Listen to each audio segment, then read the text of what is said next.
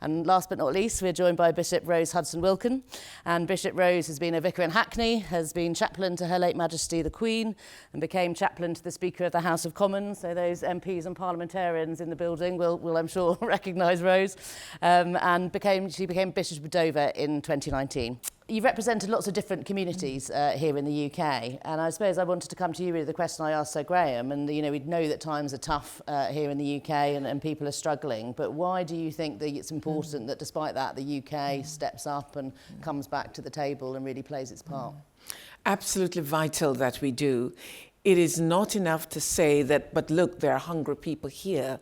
The reality is that we are our brothers and sisters' keeper.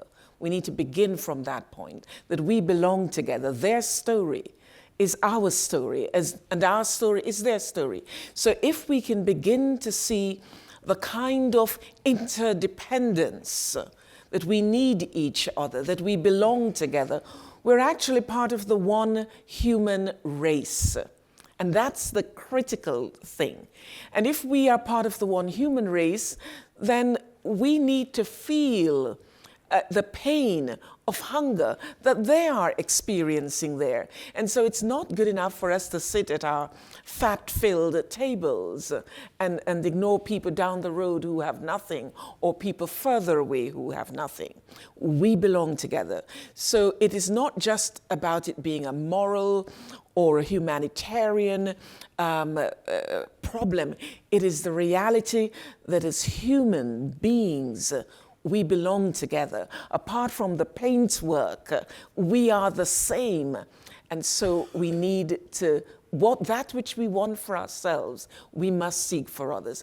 And so I believe that what we need here in this country, in the West, well, perhaps even more than just in the West, we need the kind of caliber of leadership that is not just playing politics.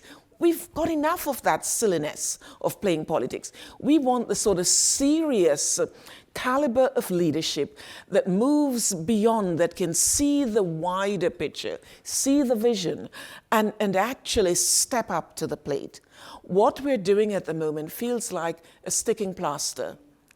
And if we're just having a sticking plaster, then the moment water gets on it, it's unpeeled. So I want to see our leaders, as David Cameron has said, stepping up to the plate, convening, leading. We're complaining that people are coming here. I'm the Bishop of Dover. Boats are coming over. I don't want to hear silliness of people saying that they're going to break business model. I'm not interested in the business model.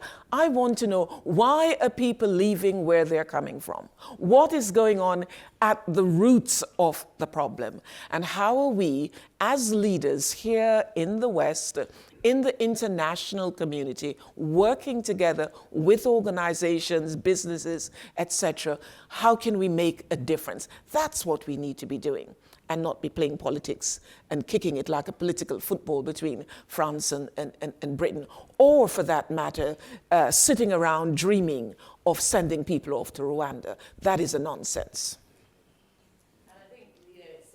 Important issue that we don't want it to become a party political issue. Absolutely. And one of the things we're very keen to do here is make sure that it's too important for that, and so building up this kind of cross-party consensus to take kind of sustained action on this is going to be really key. Absolutely vital. And faith communities do huge amounts of work in this area, both in countries who are really struggling with malnutrition and hunger, but also, here in the UK. And I'd love to hear from you about what you think faith communities can do to kind of help raise awareness of this issue and the scale of this issue, and also sort of push our politicians and our parliamentarians and our decision makers to actually put it up there on their agenda and put it up their priority list. Yes. I think faith communities are doing a lot already, in the sense that if just now when we had the earthquake, it was the faith communities that were immediately mobilized. Why? Because at the grassroots level, people have connections, they have families, they have friends, they know those communities, and so they are immediately mobilized. You spoke earlier about the food banks and warm places and all that sort of thing. But I think faith communities, if we're going to continue to make a significant impact in a way that will allow the world to listen to us, then we need to stop navel-gazing ourselves as faith communities. Sadly, I have to say that at our recent General Synod, for example, I chaired a debate around the cost of living crisis. And when I chaired that debate, there were a number of seats, a significant number of seats vacant. And then a few hours later, we were talking about sex. And for goodness sake, there was not a seat in the room. That is a nonsense as well. So I think if we're going to be credible, then we need to stop navel-gazing and we need to have our eyes looking at and hold our governments across the divide, feet to the fire in terms of what is happening in our world.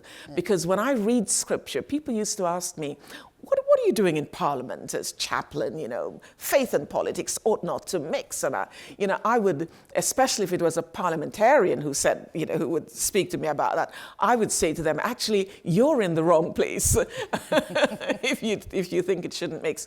Because what faith is doing, it's not trying to proselytize or telling people just to look at the Bible. That's nonsense.